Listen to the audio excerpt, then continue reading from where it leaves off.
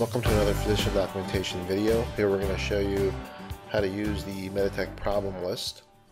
You can see here on the summary screen there's a patient problems section. In the previous versions you could edit the problems from here, but in the new version there's actually a problem list button, and it's preferable to use that button to get to the problem list. Here you can see the different columns that are in the problem list, including the active problems, acute problems.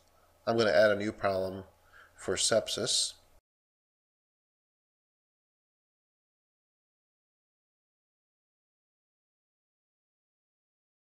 And again, if I wanted to play around with the status or the list type, I could do that here, or I could do it on the next screen as well.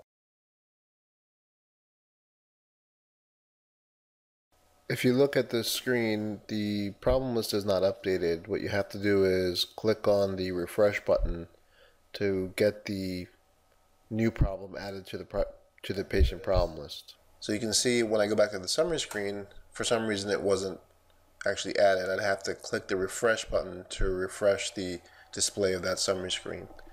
Now we're going to go into a document and we're going to show how creating that problem list in the first place helps you create your document. So now when I go into my problem list, all my problems are already there, and it saves me a little bit of time. The add problems button that's there takes you to a kind of a minimal version of the problem list function that we just saw.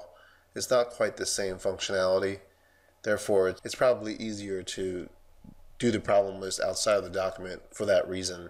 Now that you're in the document, you can see that you can change the order of things as you wish and start to do your documentation. Now, this design allows both styles of documentation, where many of our colleagues like to put in an individual plan for each problem. That can be done. Or if you're like me, you can use the plan field at the bottom of this template to document on all the problems at the same time. That's useful for patients who have conditions whose treatment has a lot of overlap. Like, for example, a patient that has a urinary tract infection and a pneumonia may be on the same antibiotic and IV fluids. That's the end of this video. Thanks for watching.